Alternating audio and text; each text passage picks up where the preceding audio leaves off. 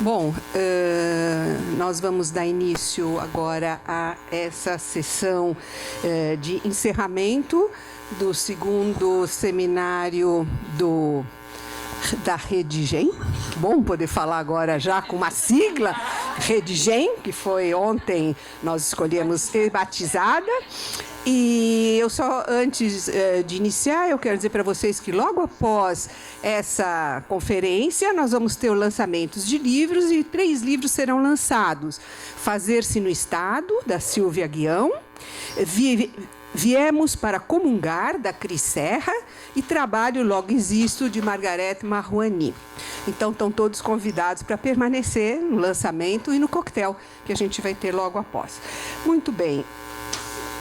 É um enorme prazer, uma enorme alegria receber a Heloísa Buarque de Holanda enfim, para encerrar os nossos trabalhos aqui de 2 dias de intensa discussão, intenso debate, muito aprendizado.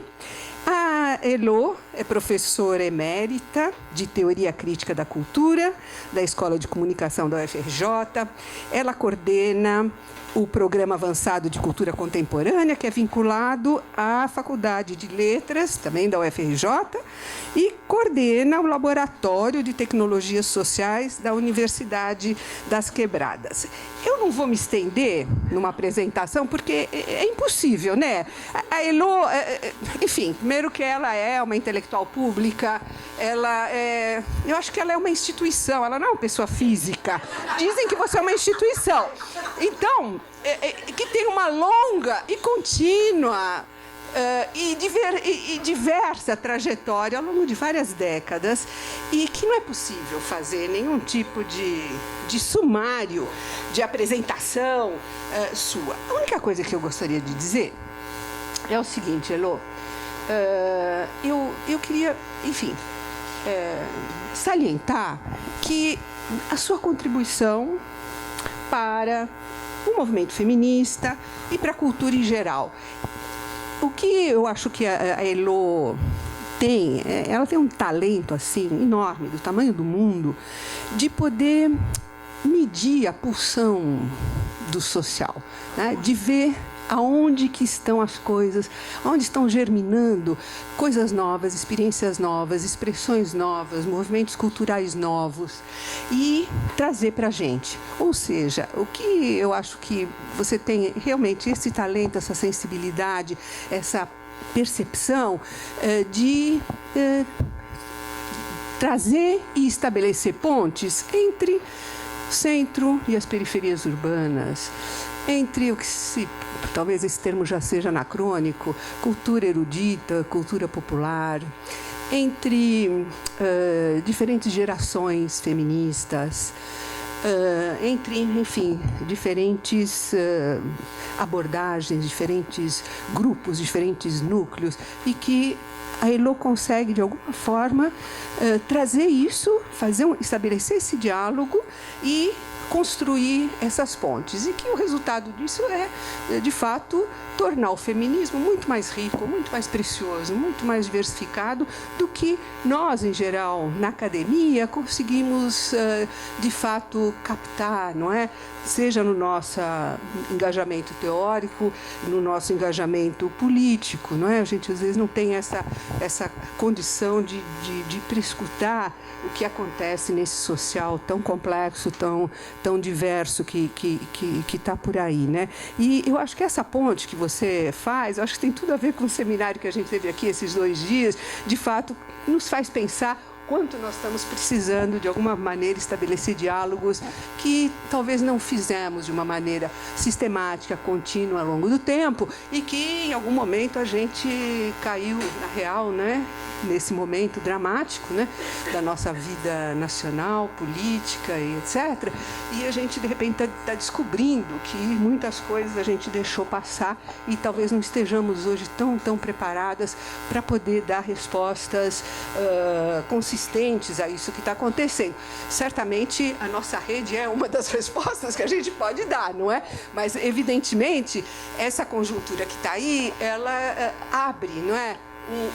uma agenda de pesquisas, eu acho, renovadas e muito importantes, e eu acho que, enfim, a Elo, ao longo desse tempo todo, nos enriqueceu com esse diálogo, trazendo esses encontros entre diferentes setores, grupos, segmentos, pensamentos, saberes que estão por aí, não é, na nossa sociedade. E, finalmente, Elo, eu queria... A gente... Desde os anos 90... Desde 90, né, Elo? A gente fica brigando, né? Com a Mary também, né, Mary? Na Fundação Carlos Chagas, né? Bom, mas Elo, ainda assim, eu acho, fora isso, a Elo é uma pessoa extremamente generosa. Ela completa 80 anos e nos dá presentes. Então, ela nos deu, no ano passado e esse ano, 3 presentes. Um que foi o livro Explosões Feministas, Arte e Cultura, publicado pela Companhia das Letras.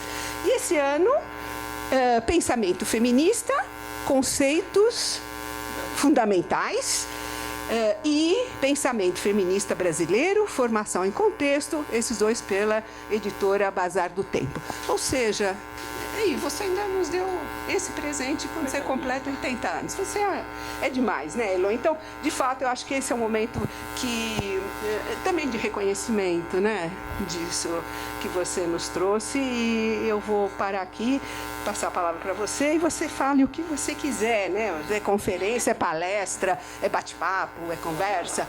Não tem nome. Você deu um nome, né? Sustos, impasses e alegrias de uma velha pesquisadora feminista. Massa. Obrigada, Elo. Oh, coisa mais linda. Obrigada. Pode.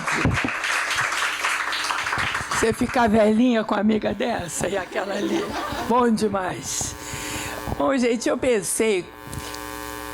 quando a Aparecida me chamou, e Bila, eu falei, conferência, eu não aguento mais. Realmente eu não aguento mais, eu estou sem hormônio já. Mas, não, é verdade, mas... E eu estou cada vez mais contando as coisas, em vez de percebê-las de outra maneira mais formal. Então, eu pensei em contar minha trajetória como pesquisadora, porque foi muito assim, pesquisadora feminista, né? Vou deixar as outras pesquisas para lá. Mas a feminista, ela tem uma trajetória muito, assim, de momento, de susto. Acho que as coisas, eu não procuro muito as coisas, acho que elas aparecem. No momento, a fala da Carlime é tudo que eu quero ouvir. Porque realmente a gente está num momento em que tem que pensar, tem que arranjar uma forma de diálogo qualquer com essas evangélicas, com as mulheres principalmente, a gente tem que se articular de alguma forma. E então é assim que as minhas pesquisas acontecem, quer dizer, eu vou levando um susto e desse susto eu paro e estudo, é o que eu vou fazer agora com os evangélicos. Mas a coisa feminista, ela não me comoveu, é muito interessante, mas também eu sou um caso meio comum entre as feministas. Eu sou dos anos 60, e fazia todas as coisas que as meninas iguais a mim faziam. Era do CPC, usava mini saia, fazia, enfim, todas as coisas. Achava que era revolucionária, ia para a rua. Todo aquele ritual igual a 100 mil amigas iguaizinhas. E é engraçado que nessa época começa a se falar de feminismo negro, movimento negro, movimento de mulheres. O movimento de mulher não me sensibilizou minimamente. Eu prestei muito mais atenção no movimento negro. Eu sou branca. Mas era uma coisa que me chamava atenção, sabe, que eu fiz vários projetos, eu fiz um projeto enorme sobre a abolição, fiz outros, eu fiquei muito ligada à coisa negra. E, do ponto de vista, assim, de uma perspectiva longe, eu acho que era para não ver a coisa das mulheres, porque eu me enganava de uma maneira absolutamente imperdoável. Eu dizia que está tudo bem, no Brasil mulheres não têm problemas, eu dizia isso alto. As mulheres não têm problemas, eu estou aqui na universidade que eu quero, fazendo o que eu quero, ninguém me impede de nada, eu já casei, já separei, quer dizer, está tudo certo. Ninguém me... Aí eu fui fazer um pós-doutorado na Colômbia, em Nova York. E esse doutorado bateu com uma data terrível, que foi 82. Se vocês olharem a bibliografia dos estudos de gênero começando, é tudo 81, 82, 81, 82, é por aí. Aí eu me deparei com uma literatura incrível aparecendo, as mulheres agitadíssimas, querendo criar campos de grupos de estudos de gênero, grupos de Women's Studies, enfim, uma movimentação enorme. Eu fui olhar o que era. E aí é interessantíssimo, porque a ficha caiu. O primeiro textinho que eu li, a primeira reunião micro que eu fui, caiu a ficha. Meu casamento foi complicadíssimo. Meu trabalho é infernal, porque tudo que eu faço me segura. Eu olhei para trás e vi tudo diferente, a quilômetros da minha casa, né? Lá em Nova York. Então, é uma perspectiva que eu acho interessante e que mostra um pouco das nossas relações de poder no Brasil, né? Porque várias mulheres, né, tem um trabalho da Cynthia Sartre que mostra que várias mulheres que tornaram-se lideranças, ativistas, elas vieram do exterior, elas tiveram essa ideia também no exterior. Quer dizer, alguma coisa existe nas nossas estruturas de poder e do modo que a gente processa essa estrutura, que camufla muito as diferenças, camufla muito o impulso de confronto, né? Talvez até as diferenças sejam menos camufladas do que o impulso. Ela segura nosso impulso, é estranho. Por isso é que essa quarta onda é uma alegria para as velhinhas. Bom, mas deixa eu ir para lá. Então eu estava lá, comecei a ler aquilo tudo, fiquei completamente seduzida, falei, isso é que eu vou fazer agora para o resto da vida. Aí li tudo que tinha direito e era genial, porque as primeiras coisas eram um pouquinho ingênuas. A minha área é de literatura. E eu me lembro de uma teórica que é boa, mas é que tem detalhes que hoje já seriam estranhos.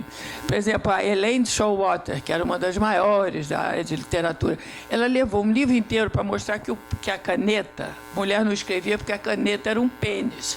Quer dizer, eram umas teorias que, às vezes, ficavam completamente delirantes. Mas era interessante, quer dizer, principalmente, eu acho que o que era mais bacana naquele momento era a interpelação às grandes narrativas, né? Tinha releituras de Marx, releituras de Freud, tinha releituras da religião, muita, naquela época. E, então, você tinha assim, um certo ruir das grandes narrativas, das suas certezas, pela mão do feminismo. Isso estava acontecendo no pós-estruturalismo inteiro. Mas eu olhei aquilo do lugar da mulher e foi uma experiência muito indelével. Eu acho que nunca mais meu olho viu outra coisa a não ser o que eu descobri ali. E então eu passei lá 2 anos e voltei cheio de xerox. A gente não tinha ainda internet. Então, você tinha que fazer xerox das coisas, lembra? Eram malas de xerox que eu trouxe sobre artigos de John Scott, Bell Hooks, não sei, tudo em mala, tudo xerox. Aí, cheguei aqui na Letras, né? Primeiro passo que eu fiz foi, vou fundar uma Women's Studies aqui. O que é bom para os Estados Unidos é bom para o Brasil. Então, exatamente, aí eu fui e propus um núcleo de estudos de gênero. Aí foi levado ao conselho da escola de comunicação onde eu estava, que tem aquelas reuniões de conselho, né? Então, na reunião de conselho, eu apresentei meu projeto e a diretoria, e o resto também concordou, que mulher não tinha nada a ver com comunicação, então aquilo não fazia sentido. Foi a primeira enquadrada que eu tive. Depois eu fui começar a estudar e na literatura eu cruzei com a Raquel de Queiroz, que me fascinou muito, porque era uma coisa de Brasil profundo, era Nordeste, eram contradições políticas assim gigantescas. Sabe, eu fiquei muito afim de trabalhar a Raquel. E para você trabalhar digamos, uma matriarca nordestina, com a literatura norte-americana, que era a que eu tinha acesso, e inglesa, não rolava. Mas não rolava aquela vitimização, aquela coisa do gênero. Ela era mulher, mas ela tinha um poder absurdo. Para escrever para Raquel, você botava o nome dela e a cidade. Não precisava botar endereço. Ela era a dona daquele lugar, daquele estado. E então era uma mulher que tinha uma influência, até no golpe de 64, que foi o desespero dela. Ela caiu em desgraça porque ela era prima do Castelo Branco e eles confabulavam na casa dela. Então ela chega, mas ela não tinha o menor problema com isso, que é muito fascinante. Mesmo depois da gente saber que 64 era... Colaborar com 64 era tipo uma traição à pátria. Mas ela chegava aqui e dizia: esse aqui é o sofá da Raquel, é o sofá onde foi feita a Revolução. Mas na boa, sabe? Não passava por ela isso. E depois ela ficou contra, ela começou a salvar todo mundo. E é uma lógica que realmente não entrava naquela teoria feminista. Era impossível pegar, mesmo os romances da Raquel, por aquela coisa que tem a caneta é um pênis, ou equivalentes. Não dava, ela tinha um pênis. Não era caneta, não, precisava de caneta para ter pênis. Então, realmente era uma coisa assim, essa coisa de Nordeste, de Brasil profundo, é muito inacreditável. Ela te bate fundo. Eu sei que depois de estudar a Raquel Teira, assim, muito maniacamente mesmo, porque minha biografia não dava conta, eu fiz uma pesquisa grande sobre as matriarcas do sertão, do Nordeste, e depois, uma coisa de história oral, ouvindo as histórias das avós, né, todo mundo contando as grandes matriarcas da família, eram histórias incríveis. Para vocês verem como eles demonizavam essas mulheres. Tinha uma que eu escrevi um livrinho sobre, que chamava-se a Dona Fideralina de Lavas. Dona Fideralina de Lavas, ela era dona de uma coisa, porque naquela época era assim, as mulheres vinham os homens arranjavam um lugar para fazer uma unidade produtiva qualquer, uma fazenda, uma coisa de açúcar lá no Nordeste, e deixavam a mulher ali e iam para comprar novas terras, para aumentar esse patrimônio. Enquanto isso, ela estava ali. Só que ali tinha uma igrejinha ali dentro, ela mandava no clero. Tinha milhares de escravos que ela tinha que comandar. Tinha políticos, estavam ali também. Quer dizer, ela comandava um Estado. Ali dentro daquele muro, né? Da casa para dentro, quem manda é a mulher. Da casa para fora é o homem, né? Da casa para fora não tinha nada. Era só da casa para dentro. E então vai se formando essa mitologia dessa mulher superpoderosa. E as histórias que me contaram, e eu publiquei, tem no meu site, são inacreditáveis, que ela era muito piedosa, muito católica. Então, ela rezava toda tarde no rosário dela, que era feito com as orelhas dos escravos que desobedeciam. Quer dizer, desobedeceu, ela cortava a orelha e botava no rosário. E que ela também, como é que se diz, currava todos os vendedores que passavam, porque tinha aquela coisa de venda em casa. Como é que chama mesmo? Camelô, não. Mascate, que não havia um mascate que passasse lá impunemente. E então você vai ficando, tem que arranjar um modelo, aquilo não dá. E depois eu fui estudar as amas de leite, as imagens das amas de leite, que também é uma coisa muito impressionante. Se você olhar umas fotos, a Joaquim Nabuco tem uma coleção gigantesca de fotos de amas de leite. Se você olhar para a foto, você vai ver uma pessoa central, que é negra, e 3 brancos assim, meio descompensados. Um pai ali, uma mãe sentadinhos, aquela criança muito desarticulada que caindo no braço dela e ela imperando, né? Então essa iconografia, ela também é muito impressionante para os modelos vitimizantes que eu tinha. Aí eu comecei a fazer os estudos dessa coisa de mulheres, mas de mulheres na lógica de um país como o Brasil, né, que tem relações de poder atípica, a escala de relações é bem atípica, tem o lugar colonizado, né, tem o português, então tem muitas variáveis muito diferentes da coisa protestante dos Estados Unidos, então porque passou a fase da literatura norte-americana. Aí é engraçado que a gente ficou, né? A gente foi para casa do Chagas, eu fiz o tal centro, que não me deixaram, porque aqui também a gente é para o bem ou para o mal, esse negócio, esse jeito brasileiro de ambiguidade fundamental, né? Eu então fiz uma coisa chamada CIEC, Centro Interdisciplinar de Estudos Culturais. E era o meu negócio de relações de gênero, só que tinha outro nome, então passou. Mas a gente ficou muito tempo trabalhando aqui no CIEC, fez grandes seminários, grandes coisas. E aí é engraçado que havia uma sensação que estava estagnando esse feminismo. Não tinha mais o calor do começo. Lá pelos anos 90, aquilo, a gente pensava, pô, tem mais não. As gerações seguintes, elas vieram com um papo de pós-feminismo, elas já achavam que estava resolvido. E, enfim, era a geração que nos sucedeu imediatamente, ela realmente não comprou a briga feminista. Comprou topicamente na academia, mas eu acho que as lideranças continuavam da minha geração. Então ficou uma área sem muita atração. E, ao mesmo tempo, começava a aparecer a periferia, como em 90, né, 93, assim, é a chacina de Vigário Geral, e daí para cima começa um contato dos intelectuais com a periferia. E a periferia começa realmente a hipnotizar, porque é um laboratório de produção inacreditável, né? Você vai numa favela, o que tem de cultura ali sendo gestada, e você vê aquele borbulho de gestação, é muito fascinante. Então, eu passei 20 anos bem quieta ali, só trabalhando na periferia, como, assim, desse ponto de vista, esse laboratório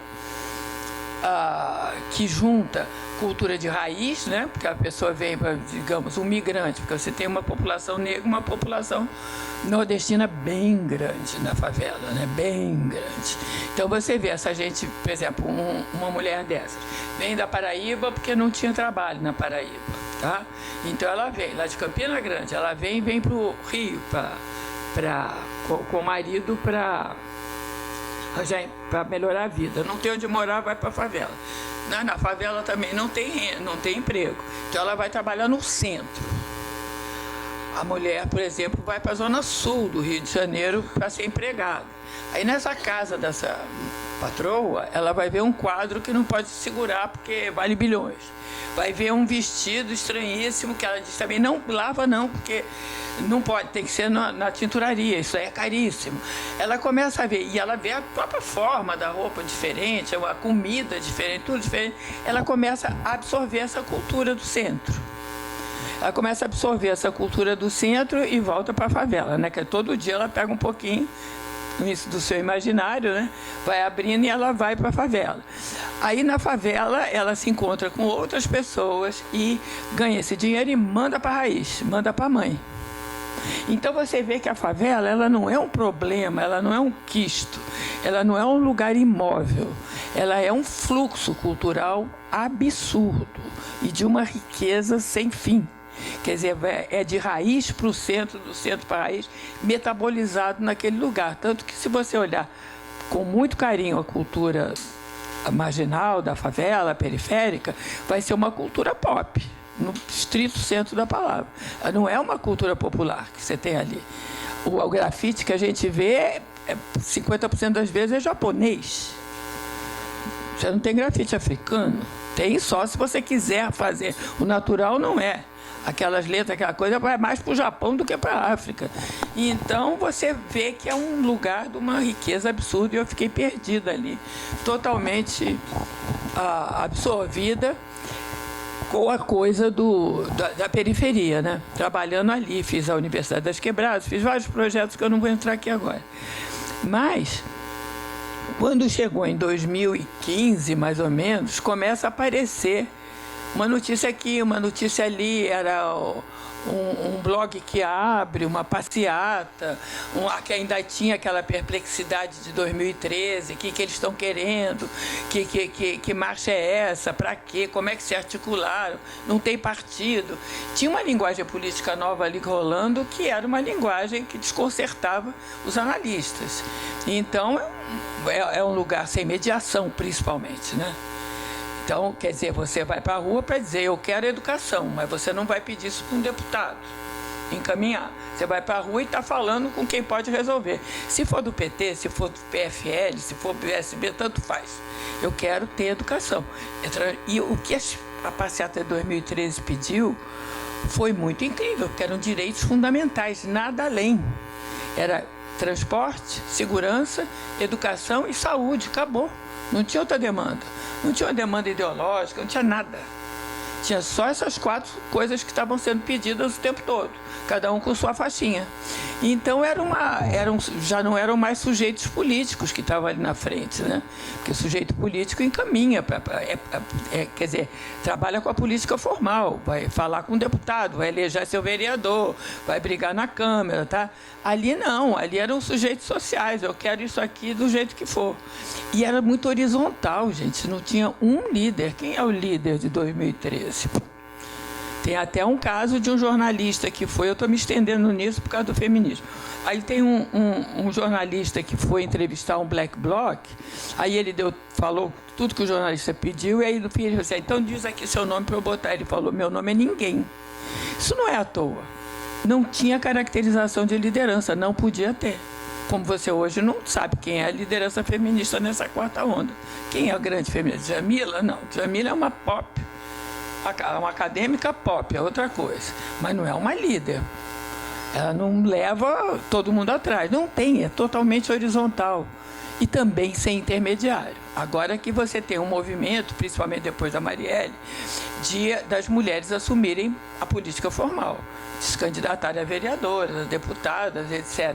Mas, em princípio, as jovens que falam pela internet, pela rua, elas não estão se valendo da Mônica Francisco, por exemplo, que é uma deputada feminista, para encaminhar a pedido dela. Elas vão em frente. Então, o que aconteceu? Eu comecei a ficar assim, comecei a examinar um pouquinho esse fenômeno dessas meninas que chegavam pela internet e a pergunta era assim, o que aconteceu com a energia de 2013? Aparentemente, acabou 2013, acabou aquela energia, não teve mais nada.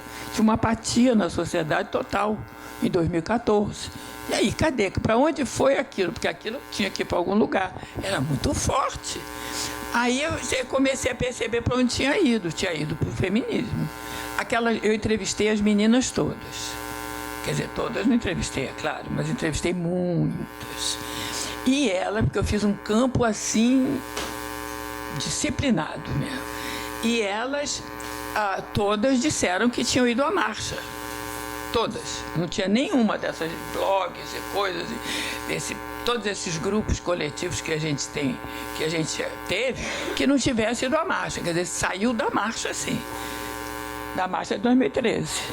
2013, saiu da marcha. A marcha encolheu e o feminismo puxou aquela vitalidade e aquela linguagem nova que a marcha propunha. Então, eu estava bem estudando isso e começando a falar sobre isso um pouco. Aí a Companhia das Letras me encomendou o livro Explosão Feminista. Eu falava tanto do assunto, essas meninas, que aí ela me convidou. Aí eu tive que parar tudo para fazer o livro. Aí que eu fui fazer o campo mesmo.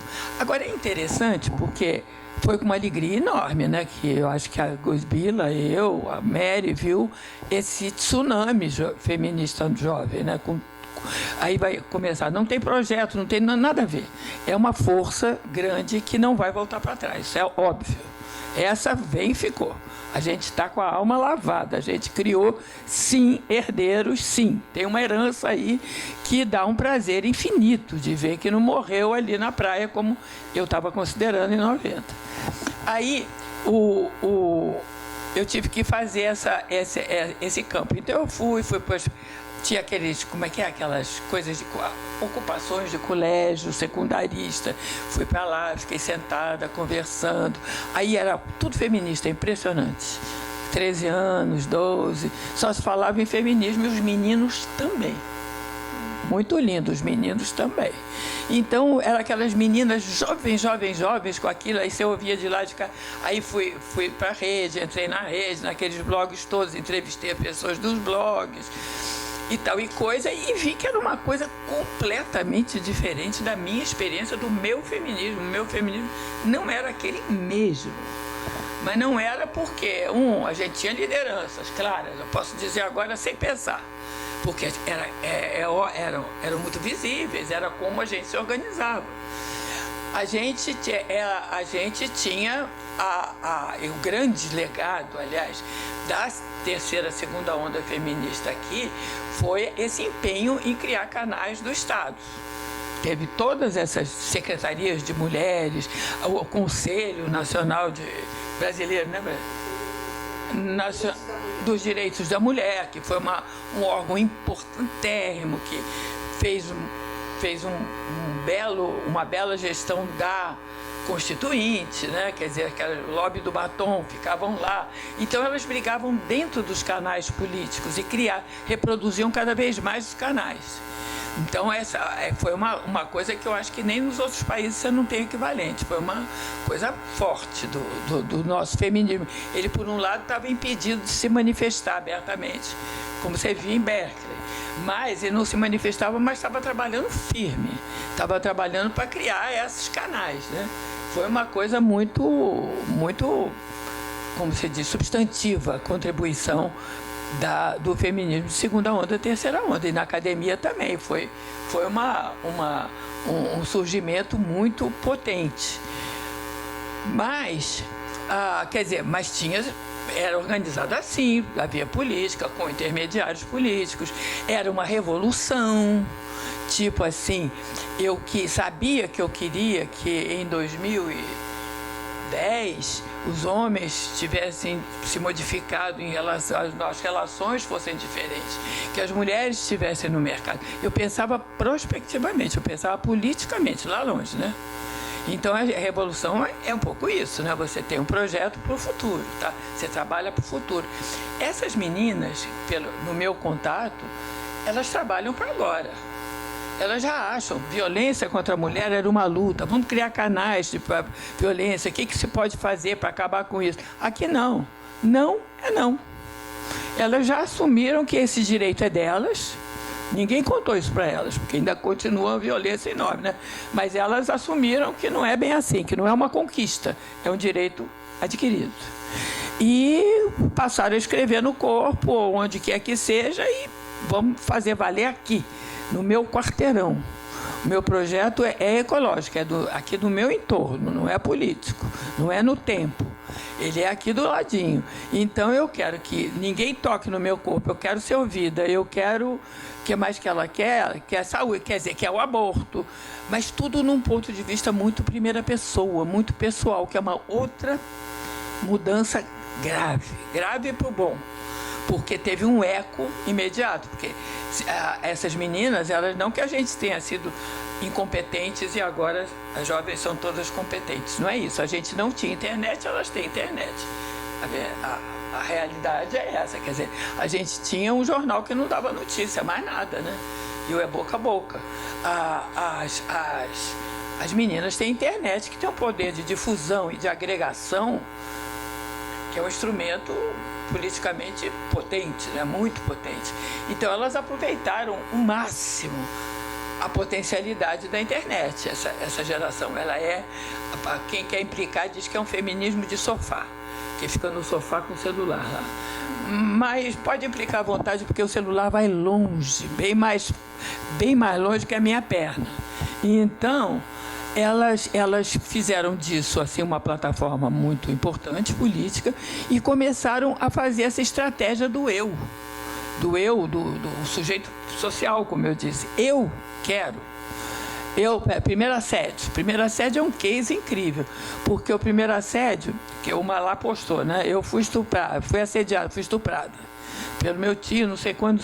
Aí vieram milhares de pessoas contando a mesma coisa. Eu também. Você abre um canal para eu também. Sabe quem foi um também? Foi a coordenadora, a fundadora do... Ai, meu Deus, vou esquecer o nome desse site. Como é o nome daquele site enorme onde fica o assédio? Think Olga. Foi a coordenadora, a criadora do Think Olga tinha sido estuprada e não tinha contado. 27 anos depois que a menina disse eu fui, ela disse. Quer dizer, era uma pessoa que estava criando uma rede e não tinha falado ainda do seu próprio estupro. Falou quando a primeira menina no site dela falou. Ela aproveitou e falou também. Mas passaram-se 27 anos. Quer dizer, essa coisa foi descoberto que a coisa do eu repercute, né? Você vê na rua uma coreografia linda também, né? Uma vem, fala uma frase, a outra repete, né? É o microfone humano, né? Aquilo vai e vira uma coletividade. Mas é um a um. que vira uma coletividade. Não é todo mundo junto, não. É um dá todos. Mas é nessa lógica, que é uma lógica que não tem nada a ver com a minha, que era coletiva. Eu falava nós o tempo todo. Era nós e ponto. A minha geração é a geração do nós, é coletiva, é uma coisa assim. Agora é eu. Funciona no momento com esse instrumento precioso, que é a internet, para o bem e para o mal, né? Mas precioso, o eu funciona demais, é o que funciona, né? Então você tem vários blogs que começam a abrir, várias coisas e com poder de mobilidade, para mob, flash mob na hora, né? Você bota lá, encontra todo dia ali, você de repente chega lá, tem milhares de pessoas, né? E tem táticas também para você ir avisando os caminhos, as coisas, enfim, é tecnologia. Mas a lógica, a linguagem política não era minha, nem o alvo, nem eu estava interessada em se eu era assediado ou não, eu estava interessada era na causa da violência contra a mulher, que nem passava perto de mim. Eu não imaginava em mim isso. Eu imaginava que era uma causa importante para todas as mulheres. Então, nós, juntas, vamos resolver o problema das mulheres. Vocês reparem a diferença. Eu fui estuprada. Não sei se não tinha na minha lembrança do ativismo feminista anterior. Bom, aí, visto isso, e mais várias coisas que eu acho que está perdendo, mas depois eu lembro, vários sintomas que eu vi, constatei a diferença, aí me caiu uma coisa. Olha, eu nunca escrevi uma linha sobre a periferia, porque a relação com a periferia que eu estabeleci, que foi muito difícil, eu era dos anos 60, nos anos 60 você ia para a favela e dizia tudo o que eles tinham que querer. As demandas cabíveis, dava livro para ler, quer dizer, era pedagógico aquela coisa dos anos 60. Total, CPCs eram todos pedagógicos. Agora eu cheguei em 90 na periferia e saquei no primeiro segundo que eu não podia dar aula ali não, porque não ia ser legal. Eu não podia dizer para o Júnior, que foi meu primeiro contato, que era aquele do Afro-Reggae, aquele rei do Afro-Reggae, que ele devia querer não sei o que, ele me botava para correr. Então, eu percebi que era outro contexto. A periferia agora tinha intelectuais, tinha lideranças, tinha organizações, tinha ONGs, tinha uma cultura própria. Como é que eu vou chegar lá? Chegar como eu cheguei nos anos 60? Não dava. Chegar como eu cheguei nos anos 80, que é a era das ONGs. As ONGs se colocou como intermediário. Essas mulheres aqui, ribeirinhas, não sei o quê, estão com a saúde arrebentada, tá? Então, como elas são impotentes, né? Lá na ribeirinha, então a ONG vem, arranja dinheiro na Holanda, vai lá e pega essa demanda e resolve com o Estado. Então, a ONG tem basicamente um papel de intermediário entre o Estado, que é a solução, e o problema, entre o Estado e o cidadão. E também não dava, porque aquelas pessoas falavam com a mídia, eram totalmente poliglotas. Se entrar num centro cultural de favela, você vai ver que eles sabem falar com você, sabem a linguagem local, mano, brother, não sei o que lá, e passa imediatamente para outra, e sabe falar a linguagem da mídia, e sabem falar a linguagem do Estado. E então, eu também não podia ser ongueira, assim, tipo, intermediária. Então, foi muito difícil avaliar a função social do intelectual ali. E eu descobri que a forma mais cabível era de parceria. Eu te dou uma coisa, você me dá outra, combinados? Porque senão, qualquer outra estava errado, não ia rolar, não ia funcionar. E aí, com as meninas, eu me coloquei de novo essa ideia. Eu falei, meu Deus, esse monte de meninas sabe o que é, tem mídia, fala muito mais que eu. E eu vou escrever. Bom, o que eu estava dizendo é que eu nunca consegui. Eu vou escrever, mas eu vou escrever em primeira pessoa a minha experiência sobre a periferia, minha relação com a periferia. Mas eu via coisas geniais que eu nunca tive coragem de escrever, porque eu achava que não era eu que tinha que escrever, eram eles. Então, eu fiquei 20 anos numa pesquisa que eu nunca escrevi uma linha. Escrevi só para falar, só paper, mas artigo publicado, nada. Agora eu vou escrever, sim, porque eu tenho muita coisa para contar e eu descobri que se eu falar só de mim, dá pé. O que eu vi? em primeira pessoa, escancarada, né? Mas eu só descobri isso agora, ensinado pelas meninas. Porque, é verdade, porque eu fiquei 20 anos com um grilo terrível de como me colocar. Aí passou, essa coisa passou para as meninas. Essas meninas, o que eu vou falar? Vou fazer uma teoria sobre elas? Como é que é isso? Eu sou muito diferente, mas eu tenho uma coisa em comum. O que a gente faz? Aí eu propus para a companhia, porque o livro era uma encomenda, eu propus para a companhia fazer o seguinte, fazer eu pedia para várias escreverem coisas, eu fazia uma curadoria, organizava vários artigos, vários depoimentos de todas as falas, tá? Aí a companhia disse, não quero, não vende. E então falou, tem que ser você que vai fazer. Aí eu disse, o que eu vou fazer? Eu queria fazer. Aí eu lembrei dessa coisa da Universidade das Quebradas, dessa metodologia de lá, e fazia, eu vou escrever eu vou compartilhar essa escrita. E foi dificílimo, mas foi uma experiência que nunca eu aprendi tanto na minha vida. Eu pegava, por exemplo, assim, A Rua, foi escrito com Maria Bogado, todas joveníssimas, tá? Não tinha professora ali, não. Então, tinha Maria Bogado, era uma black bloc, que vivia na rua, enfim. Aí eu chamei ela para escrever comigo. Então eu fazia assim, dava uma pauta para ela, e ela ia para a rua colher informação, enquanto eu também colhia, tá? Ela ia procurar dados, etc., sobre a rua, o capítulo A Rua. Aí ela voltava e eu dizia, então escreve uma coisa aí. Aí ela escrevia, aí eu olhava e dizia, não, negativo, nada a ver. Aí escrevia eu por cima, aí dava para ela e dizia, não é isso que aconteceu, não foi isso, você está enrolando. Aí mandava, olha, foi idas e vindas, mas foi lindo, porque eu aprendi, era uma coisa, porque aí você vê, sabe, até onde você vai, até onde você não pode ir. Foi uma coisa linda, eu jamais faria isso de novo, porque levou muito tempo. Mas foi um curso intensivo, foi uma coisa linda, e eu fiquei muito feliz com o resultado, porque não era um texto meu nem dela, era um texto não era por, era com. Então a gente foi escrevendo junto e saiu uma coisa meio híbrida. Tinha uma hora que tinha um argumentinho mais esquisito, mas depois tinha testemunho. Era uma mistura em doses assim bem equivalentes do testemunho com um certo argumento, digamos, tá?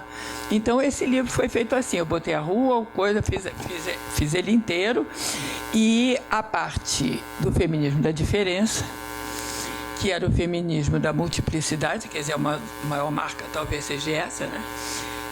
Desse feminismo, seu feminismo negro, asiático, cristão, que mais? Indígena, trans, lésbico, né? Quer dizer, o feminismo se segmentou em vários sujeitos. Bom, mas isso aí é interessante, é outra coisa para a gente pensar pelo seguinte, porque da primeira livro que eu li, dos primeiros livros que eu li em 81, que foi o Bridge Called My Back, que é da Bell Hooks, não é da Bell Hooks, não, é da Anzaldúa com outra aí. Como é que é?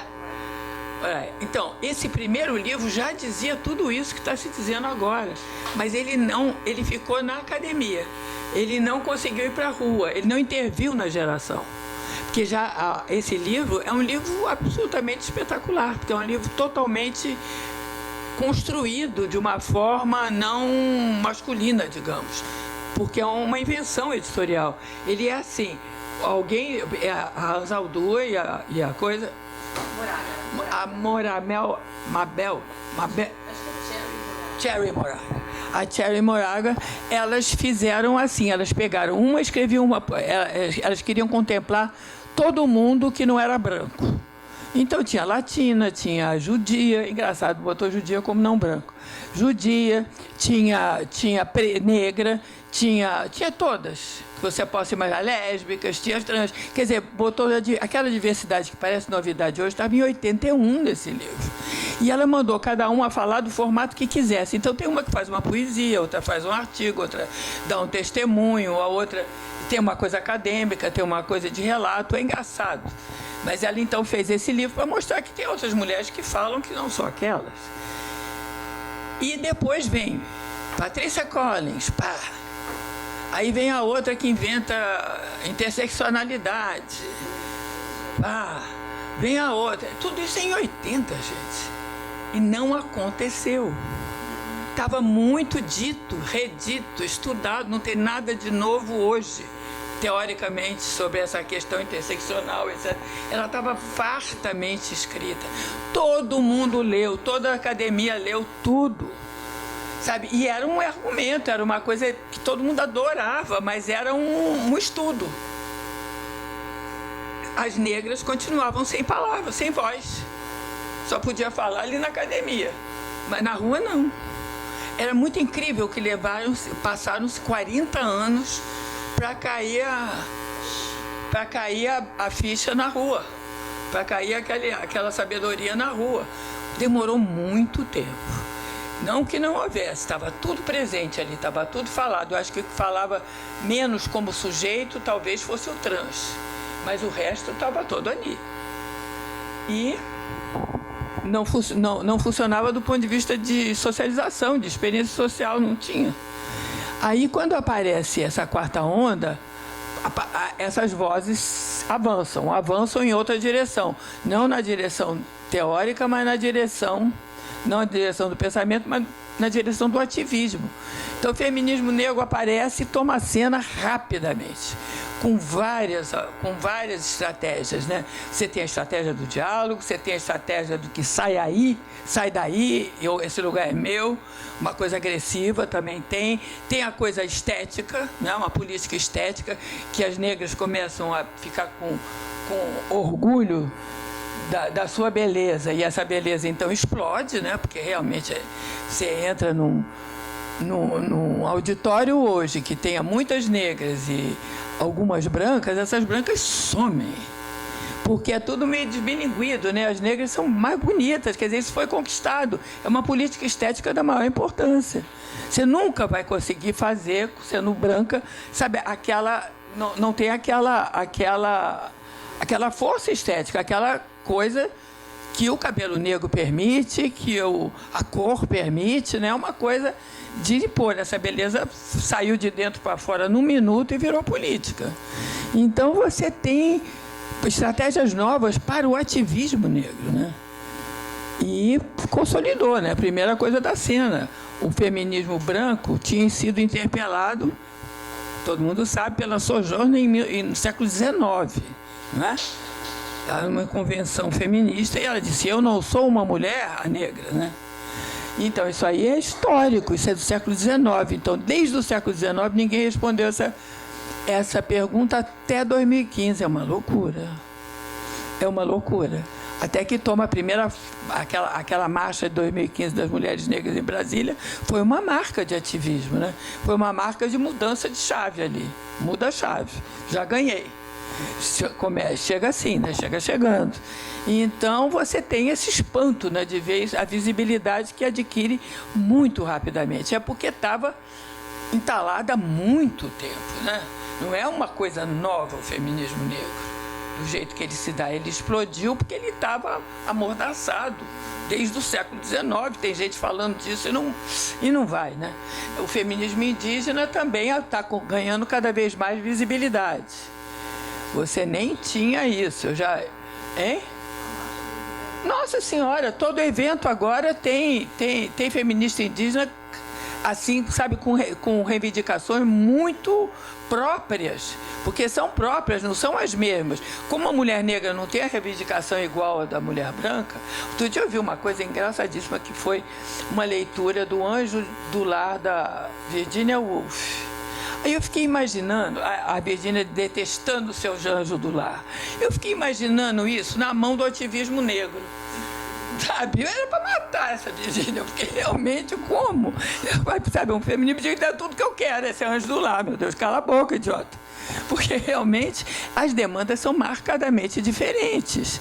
O racismo, a mulher branca não tem noção do que é isso. Não adianta fingir que tem, não adianta escuta, porque não tem essa dor, não tem essa vivência. Então você, de repente, tem vozes que pedem coisas diferentes. São todas mulheres, todas pedem o direito da mulher, mas com especificidade. A indígena quer mesmo é lutar pela terra. e lutar que os homens saiam da frente para elas poderem trabalhar. É muito incrível a firmeza do feminismo indígena. Eles fazem a Casa das Mulheres, agora tem a Casa dos Homens, em tudo a pleno, agora tem a Casa das Mulheres, que é para negociar terra. Elas não estão querendo esse negócio de direito ao corpo, direito. Não, isso aí, no momento, não se coloca.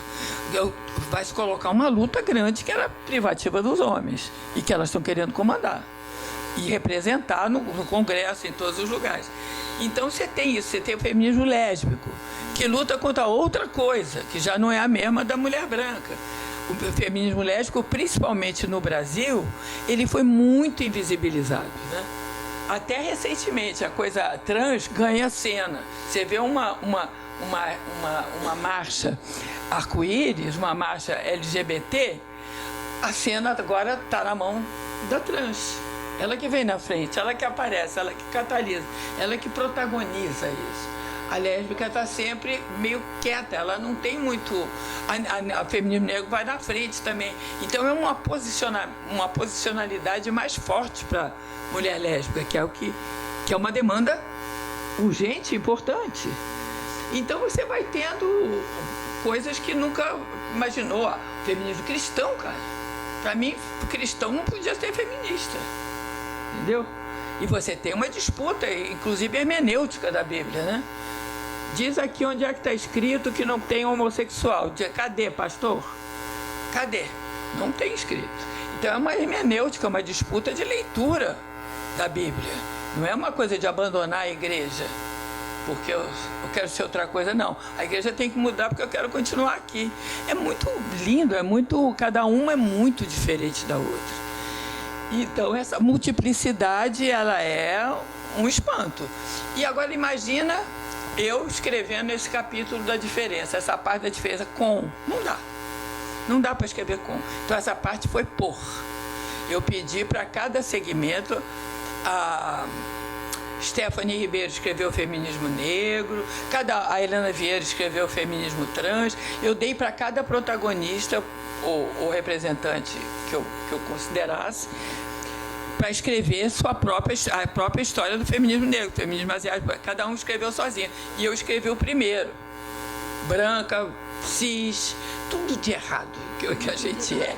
Branca, cis, classe média, pós-doutorado, tudo. Não tem onde falar, tem que engordar para ser gorda. É a única alternativa. Você ainda leva uma vantagem.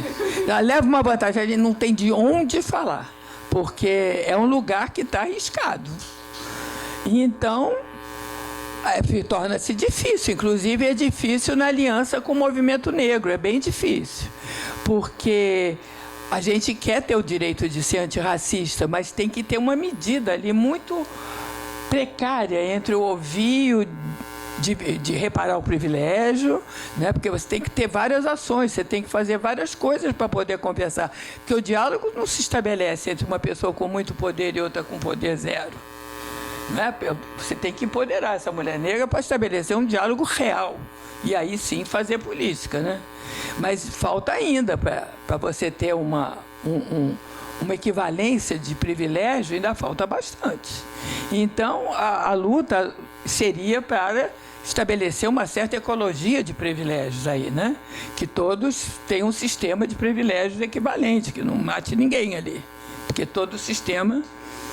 essa consciência de que um racismo atinge a mulher branca. Tem que atingir, ela tem que se tocar e tem que ser atingida.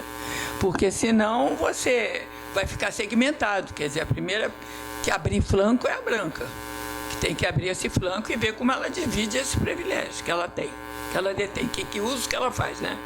E então, essa parte eu botei por. E aí, quando eu acabei o livro inteiro, foi engraçado porque eu olhei para o livro e disse assim, parece que essas meninas... Eu estou dizendo, estava, que essas meninas inventaram a roda. Está errado.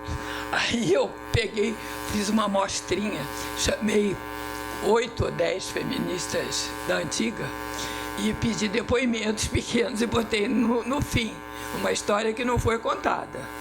porque para estabelecer um antecedente, porque até eu estava achando que elas tinham inventado a roda, eu estava crente nisso. Porque você, no contato, você se apaga, porque é muito barulhento esse feminismo, né? Muito barulhento, muito reivindicativo. Então, você tem que dizer, ó, eu já fiz um pouco isso, porque senão não você some. Aí vem os outros livros, né, que eu fiz. Por quê? Porque com esse contato eu vi que tinha um eros, tinha uma potência ali de briga, de luta, de mudança muito grande das meninas. Mas as meninas não tinham repertório. Claramente não tinham repertório. E tinha mania da Judith Butler. E citavam ela absurdamente errado. A Judith Butler não tinha nada a ver com o que elas bradavam, entendeu? E não chegava a ser um instrumento que poderia ser.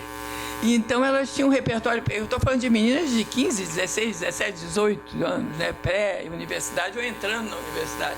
Elas tinham elas só tinham um furor ali para defender a mulher, mas elas tinham poucos instrumentos, poucos recursos para isso.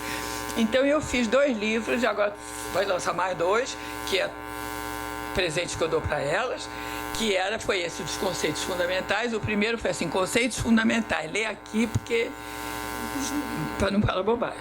Ou então para se instrumentalizar mais, para ficar mais poderosa. Foi para elas que eu escrevi, para as meninas, não foi para ninguém. Então fiz esse livro de avó, bem de avó, assim. Aliás, uma coisa que é interessante, que a minha relação com elas foi de avó. Por isso que deu, é verdade, porque uma relação de avó não é uma relação igual de mãe com filho. Mãe, o filho reage. A avó, o filho nem tá aí, né? Porque sabe que a avó tá babando. Então, quando a Maria Bogado... É verdade, Maria Bogado chegava com um texto horrendo na minha mão, eu dizia, tá horrendo. E ela não ligava, porque era a avó, que ela sabia que eu estava adorando o que ela faz. Então, foi um lugar de choque, baixa intensidade do choque. Não foi aquela coisa de recusar texto assim, a avó recusando. E então foi fácil. Aí a avó resolveu continuar o seu percurso, e eu fiz esse livro dos conceitos fundamentais, que é todas essas óbvias, tá? É a Scott, é a Judith, é a Butler, é a Haraway, é a Lauretis, todo o catecismo. Eu botei só o que era fundamental, para saber. Então foi conceitos fundamentais. Aí eu queria botar nesses conceitos fundamentais as brasileiras também, mas não dava, porque o feminismo brasileiro tem muita especificidade. O pensamento feminista brasileiro foi feito durante a ditadura, teve vários impasses, então não entrou na coisa do corpo de cara, escancarado, como entrou os americanas. Então, você lê aquela coisa, o sexo não existe, a performance, não sei o que lá. O brasileiro não ia escrever isso naquele momento. Ela estava preocupada em livrar as mulheres da opressão de trabalho, da coisa... Era outra perspectiva. Aí eu achei que elas iam achar, as meninas iam achar que as brasileiras eram chatas e as outras eram bacanérrimas. Mas é verdade. Bota junto para ver. Aí eu fiz um outro só de brasileiras, explicando um pouquinho o contexto. E é engraçado que o da brasileira vendeu muito mais do que o das gringas. Viu? Eu fiquei besta, porque eu achei que não ia vender, pois vendeu muito mais. Aí vi uma demanda para saber o que elas pensam. E agora tem essa coisa, que é importante, né, que aparece agora, assola todas nós, que é o feminismo decolonial, né? O feminismo decolonial é um problemão, mas tem que enfrentar. Porque hoje a gente tem um feminismo decolonial latino-americano, muito dentro de uma lógica como é que se chama? Da epistemologia indígena, das ancestralidades. E a gente tem uma cultura mais africana e tem também uma cultura muito mestiça, muito misturada. E tem branco, é diferente dos países da América Latina. Você não tem esse predomínio. Então, toda a literatura que a gente recebe é de fundo indígena, né, na América Latina. E a gente está lendo, eu estou vendo cada vez mais ler decolonial, porque decolonial realmente, nesse momento, é um instrumento legal. Eu acho que o Império, depois depois de 2015, 2013, depois de 2013 da marcha, realmente estraçalhou vários várias práticas políticas, várias formas de pensar, porque muda a questão da representatividade, fica gigantesca. E então, realmente, a gente trabalhar no Brasil só com essas gringas, todas, por mais talentosas que elas sejam, é estranho. Aí eu me lembro da minha chegada no Brasil, cheia de xerox delas mesmo, das próprias, daquelas, e olhar para Raquel de Queiroz e falei, pô, perdi. Não dá. Então, é uma coisa que realmente a gente tem que começar a questionar, ou adaptar, ou aclimatar. Eu acho que não pode abandonar, porque é um conhecimento sólido, é um saber constituído importantérrimo, que a gente não pode jogar fora, mas também não pode usar de olho fechado, achando que é da gente, achando que exprime, porque toda a produção de conhecimento vem a partir de uma experiência social, né? A experiência social de uma mulher acadêmica americana não é a mesma de uma brasileira, geralmente negra, mestiça ou branca, mas de qualquer jeito subalternizada em termos mundiais. Não é a mesma experiência. Então, aquela teoria tem que se passar por esse filtro. Você pode usar à vontade a querida da Judith Butler, mas tem que saber que a Judith Butler é americana. Ela mora lá, ela está numa universidade com X características. E o que ela escreve é para uma população dali. A experiência dela falou de outra coisa, levou a pensar isso. Importante para a gente, mas tem que adaptar, quer dizer, a gente tem que usar sabendo que não sou eu que estou inventando, que essa teoria não é nossa. Não nos representa 100%, quer dizer, instrumentalmente ela não vai levar aonde tem que levar, digamos que seja uma transformação de base da nossa cultura. E então tem que entrar isso. Aí o decolonial aparece como uma luz no fundo do túnel, né? Mas uma luz indígena. Então complica. Aí eu fiz esse capítulo, eu organizei um livro só de decoloniais e botei o máximo de brasileira que eu podia, porque tem essa preocupação, como traduzir o decolonial para o Brasil, porque é um problema, porque a nossa colonização é completamente diferente da lógica espanhola. A gente tem uma corte que veio esconder aqui. A gente conviveu botando o colonizador no colo, protegendo ele de Napoleão. Quer dizer, é uma relação que não é de confronto, não é a relação do rei da Espanha com a América Latina, tá? Que ficava lá na Espanha cobrando dízimos absurdos e matando índio. Não é essa. O cara veio se esconder aqui. Você tem precocemente uma coisa, uma anomalia em termos de poder muito estranho entre a colônia e o colonizado. Então tem essa característica e tem muitas outras, que é essa coisa que é mais africana do que indígena, apesar de ser bastante indígena também. Agora a gente está descobrindo quão indígena a gente é, porque eu não tinha a menor ideia, por exemplo, até muitíssimo pouco tempo, o que é um absurdo. Eu não tinha ideia. Para mim, indígena era uma coisa lá, mas não é lá. É uma coisa muito perto. E o Nordeste, que eu acho que é uma população assim, muito importante de ser estudada e muito representativa do que é Brasil, o Nordeste é afro-indígena o tempo todo. E é mais indígena que afro. E então você tem isso sim. E não é percebido corretamente, mas também não dá para pegar essas teóricas todas latino-americanas que excluem muitas vezes. Você pegar a produção boliviana, por exemplo, Julieta, enfim, é muito em cima da epistemologia indígena, da ancestralidade indígena, do comum, que é uma coisa indígena, que tudo isso é precioso para a gente. Essa coisa que o decolonial traz, do comum, por exemplo, do feminismo comunitário, ele é importante, inclusive, porque parece que você já está num momento de exaustão das políticas identitárias. Essas políticas identitárias são muito ligadas à coisa neoliberal e ela é muito identitária, ela é muito individual, né? A identitária é muito, politicamente, ela é complicada. Então, você passa para um outro pensamento, você volta para trás, para a coisa da ancestralidade e vê as formas comunitárias e as formas de pensamento que não são ocidentais também, porque numa tribo, por exemplo, eu tenho várias gravações já disso, você não designa homem e mulher. Homem e mulher não é macho e fêmea, que é diferente. Macho e fêmea são coisas que cumprem a reprodução, papel de reprodução, né? Não tem função social o macho e a fêmea, tem função biológica. Então, você vê que nas várias tribos indígenas, a sua sexualidade é totalmente fluida. Você fica hétero para reproduzir, como as fêmeas. Mas por aí você faz o que você quiser, quer dizer, não é estipulado, não é construído. A coisa do homem e da mulher não é do macho e da fêmea.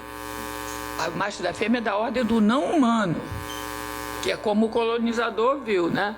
Chegou aqui, tem aqueles selvagens que não são os humanos e os humanos são os portugueses, né? O macho e fêmea é da não humano, que a gente está acabando de descobrir que é melhor o não humano do que o humano. Porque o humano pega pesado. O humano pegou pesado, é verdade. Então você tem todo esse estudo que eu acho importante. Então, nesse momento, eu achei também bom, já que eu estava com a mão na massa fazendo esses livros, esses readers, que são coletâneas, né? Para atender as minhas netas, já que eu dei aquelas gringas todas, vou mandar o decolonial para elas. Então, eu fiz um livro com... Elvira está no livro. A Mary me conduziu com uma lanterna nesse livro. Então, a plateia aqui colaborou com esse livro. E é um livro sobre decolonial, né? Perspectivas decoloniais. E aí tinha muita coisa de sexualidade, era engraçado. Muita coisa de sexualidade. Queer, escrito C-U-I-R. Não queer. Porque o nosso queer não é aquele queer da Madame, mas não é mesmo. E então, sabe, a reação, a resposta que ele tem, a coisa não é a mesma. A experiência do queer americano é diferente do queer brasileiro. Então, latino-americano em geral. Então, você começa a traduzir essas línguas para queer, C-U-I-R, né? E vai por aí afora, e vendo o lesbianismo, aqui, ou coisa, aqui. Então, tinha muita coisa de sexualidade. Aí eu dividi em 2 livros para não perder, porque era muito material. E eu estou de olho nas meninas, elas têm que ler tudo, coitadinhas, tudo. Tudo, porque o poder que elas estão mostrando tem que equipar essas meninas. Então, tem um que chama Perspectivas Decoloniais e tem, que eu vou colocando um pouco essa questão, como é que isso é usado no Brasil, pode ser usado no Brasil, e que modelagem a gente ainda tem que fazer. E o outro é Sexualidades do Sul, Sexualidades Decoloniais, que são essa discussão da sexualidade, do gênero, do coisa, mas bem em cima da questão da sexualidade mesmo e da diferença. Aí deu um livro inteiro, gente, só de discussão disso, também de América Latina toda, e Brasil tem bastante coisa também. Eu não tinha ideia que tinha tanta coisa no Brasil, falando de decolonial, e tem bastante. Eu botei o máximo que eu pude de Brasil. Não chegou a 50%, porque eu não consegui, mas está quase. Os outros livros não foram bem assim. No Feminismo Internacional só tem 2 pessoas brasileiras, nos conceitos fundamentais, que é a Lélia Gonzalez e a Sueli Carneiro, porque são 2 conceitos que são conceitos pensados internacionalmente. Mas agora não. Agora a gente já tem um 50-50 para a gente ver como o campo de estudos de gênero andou, né? Você não tinha lá atrás, na geração da Butler. E agora você já pode escolher uma área novíssima, que é o feminismo decolonial. Decolonial é um debate antiquíssimo, desde os anos 70. Depois era pós-colonial, depois vira descolonial, e agora virou decolonial. Agora que eu digo é ontem, foi 2008 o primeiro artigo, que é da Maria Lugones. 2008, quer dizer, ontem. Aí é um campo que tem 10 anos, 11 anos de vida, muito pouquinho, um campo de conhecimento. E então, nesses 10 anos, você já tem no Brasil uma produção boa, substantiva, o que é uma observação interessante. Como é que a gente já está... os estudos de mulher no Brasil estão muito mais quantitativa e qualitativamente avançados. Não vou falar mais não, acho que tá bom. Tá bom, não, mas já está. Hein? Encerra? Precisa não, eu não gosto de acabar. Vamos conversar. Vamos fazer pergunta. Tá na hora?